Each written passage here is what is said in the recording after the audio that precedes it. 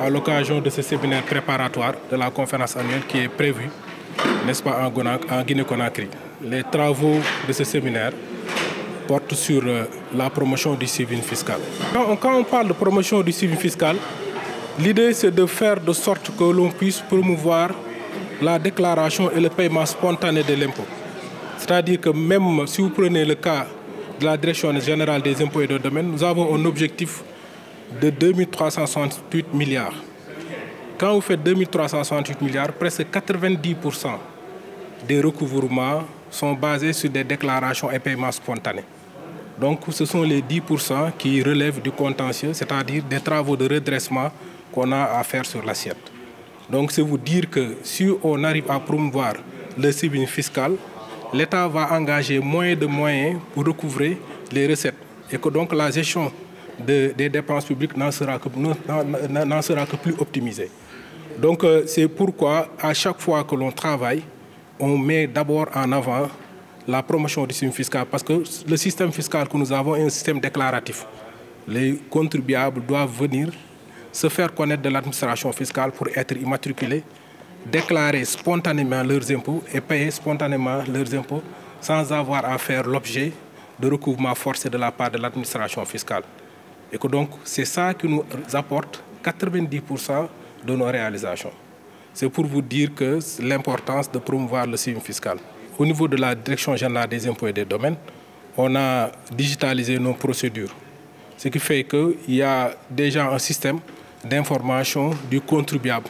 D'abord sur l'intérêt de l'impôt, à travers des campagnes qui se font périodiquement sur différentes thématiques liées à l'impôt, mais également à l'occasion de chaque échéance déclarative, il y a un travail d'information qui est fait à l'endroit des contribuables. Si on prend le cas du premier semestre, par exemple, ceux qui ont été un peu attentifs ont vu qu'il y a beaucoup de spots qui ont été réalisés, il y a beaucoup de communications qui sont faites directement à l'endroit du grand public, mais également il y a une communication qui est faite, mais de façon beaucoup plus ciblée et individualisée, à travers le système des SMS que l'on envoie aux contribuables pour leur rappeler leurs échéances déclaratives.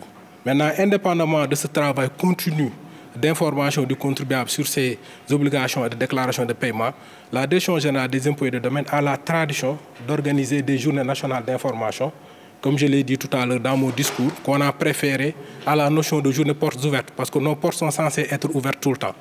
Par contre, on fait des journées nationales d'information. Les journées nationales d'information, c'est presque un peu comme le clou du spectacle. Parce qu'il faudra, à un moment donné, que l'on puisse polariser toute l'information autour de l'impôt, que tous les citoyens sénégalais soient conscients de l'importance de l'impôt.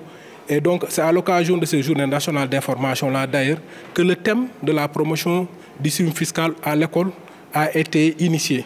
Donc, lors des dernières GNI que j'avais eu l'honneur de présider à l'époque, on avait initié le thème du suivi fiscal à l'école. Et l'idée, c'est de faire de sorte que, à partir même de l'éducation à la base, que le citoyen soit conscientisé sur l'importance de l'impôt et sur la nécessité de devoir s'en acquitter sans y être forcé. Et que donc, on a été accompagné par le ministère de l'Éducation nationale dans ce travail-là. Et je les remercie et les salue pour leur engagement.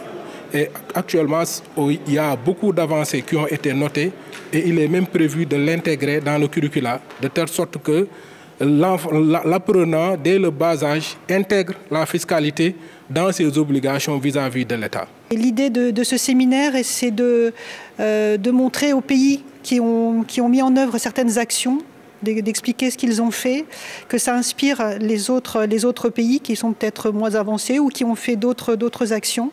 Et ça permet comme ça de promouvoir les meilleures pratiques entre pays. L'idée, c'est plutôt un échange sud-sud.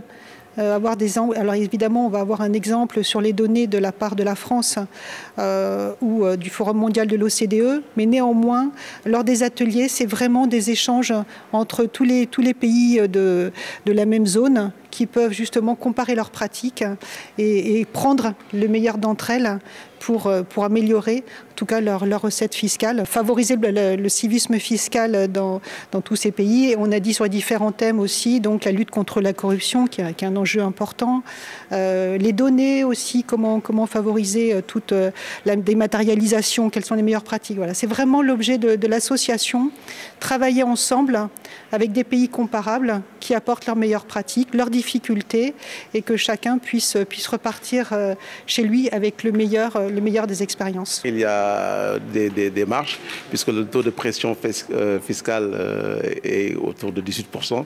Nous avons l'ambition de le porter à 20%. Cela veut dire qu'il y a encore de la marge pour progresser. Comme vous le savez, le directeur général l'a mentionné tantôt, l'essentiel des recettes du Sénégal, qui alimentent le budget, proviennent un peu des impôts et des domaines. Et donc tout ce qui touche au travail de massification, en tout cas au travail de vulgarisation et de la promotion du civisme fiscal est un sujet qui préoccupe au plus haut point le ministère des Finances et du Budget.